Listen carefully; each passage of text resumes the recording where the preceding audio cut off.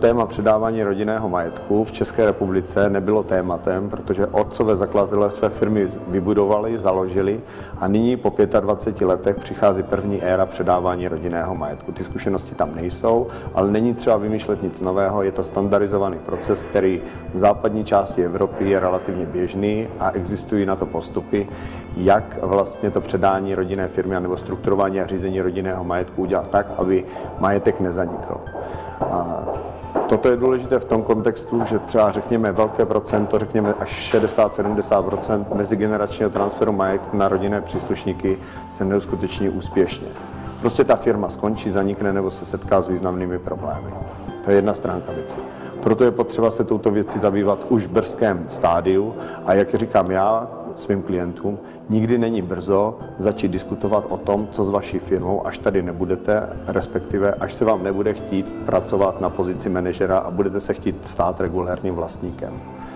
A je potřeba vědět, že s těmito klienty ta diskuze trvá třeba rok a půl, protože je to velice, řekl bych, tabuizovaný a interní téma, poněvadž mluvit o tom, že já tady nebudu, anebo že bych se měl, řekněme, zbavit v uvozovkách firmy, kterou jsem já vybudoval, je pro ty vlastníky velice těžké.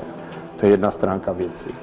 Druhá stránka věci je, že je potřeba vnímat rodinný majetek komplexně, že je potřeba vnímat 3 aspekty. Rodinu, je potřeba vnímat rodinnou firmu a je potřeba vnímat ostatní rodinný majetek. A tyto 3 věci je třeba propojit rozumným způsobem dohromady, aby rodina působila ve prospěch firmy, firma ve prospěch rodiny, to znamená nastávající generaci, aby generovala pro ně příjmy jako pro beneficienty, rentu měsíční nebo roční na studium nebo na zabezpečení ve stáří. A současně musí existovat i rodinný majetek jiný než ta firma, který existuje a dává tomu rodu vlastně jistotu pro případ, že by ta firma se nedařila anebo by zbankrotovala. V tom rodinném majetku může být například rodinné sídlo. Rodinné sídla jsou velice dobré a všem klientům to vřele doporučuji, protože každá rodina musí začít tak, že si musí vytvořit místo, kde se bude pravidelně setkávat. Tato konference Fórum českých investorů je velice užitečná záležitost.